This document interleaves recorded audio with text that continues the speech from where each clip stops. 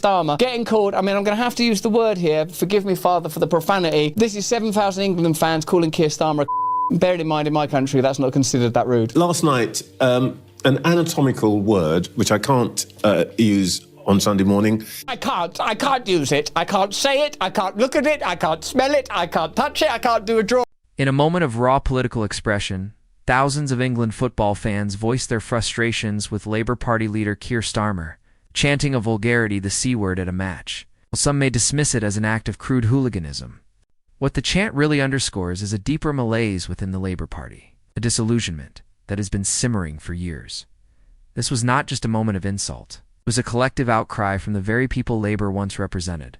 The anger spilling out in football stadiums is the voice of the working class, frustrated and betrayed by a leadership they no longer recognize.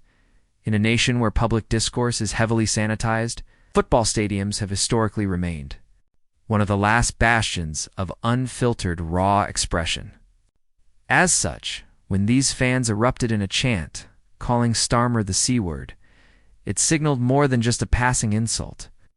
It was an expression of political grief, the mourning of a party that has drifted too far from its roots. Starmer, who walked.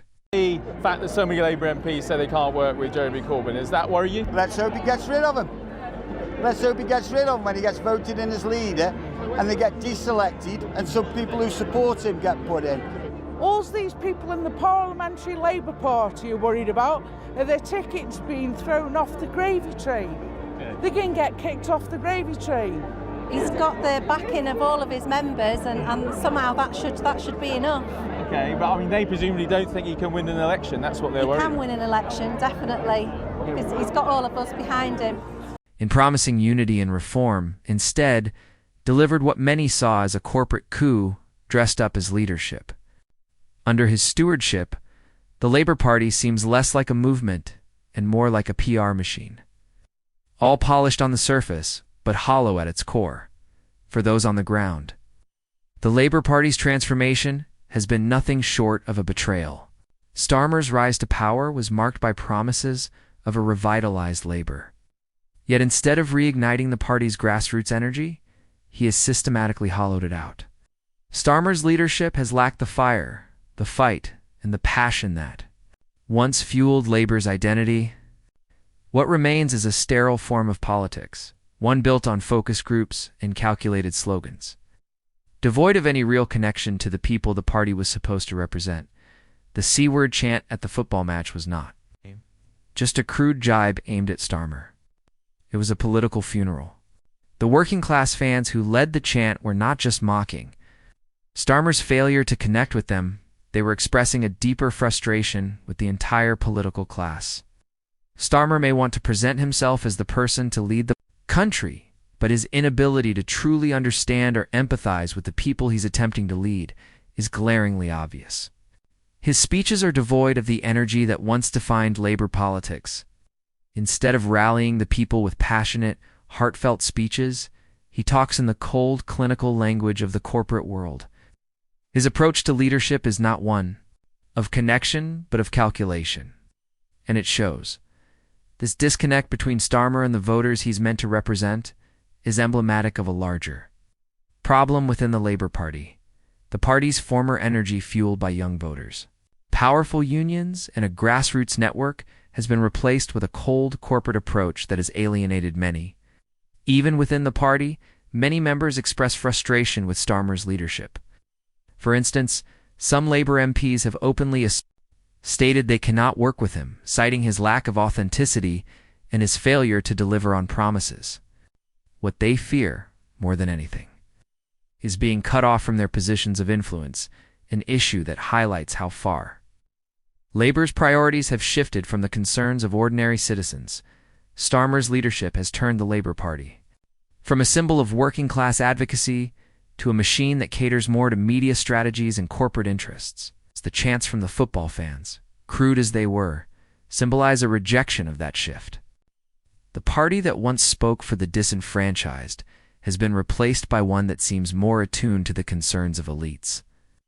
It's this sense of betrayal that has led to Starmer being seen not as a leader, but as a symbol of political plasticity. His failure to connect with the people is not just a matter of style, it's a reflection of his inability to fulfill the promises of genuine change. The anger expressed at the stadium has resonated far beyond the football terraces. It went viral on social media, spreading quickly across platforms like TikTok, Instagram, and X. The media, in an attempt to bury the moment, only amplified its impact, which may have once been confined to the noise of a football crowd, now echoes across the broader political landscape.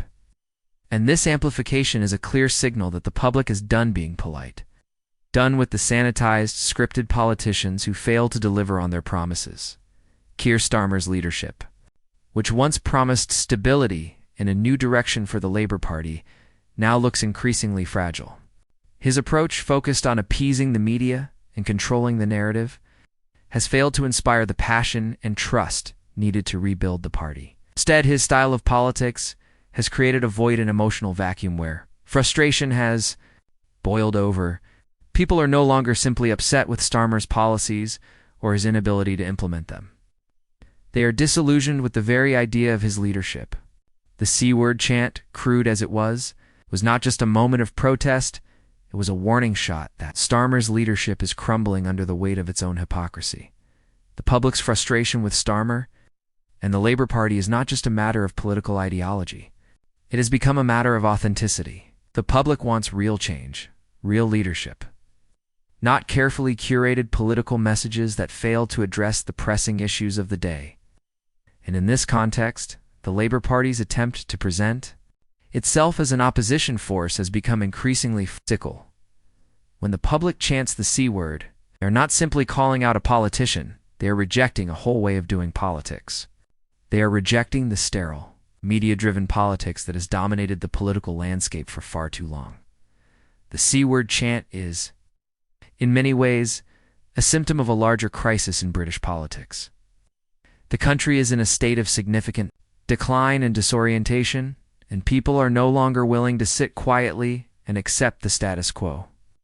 The frustration is palpable, and it is spreading. In the age of social media, when voices that were once marginalized are now amplified, moments like these cannot be suppressed.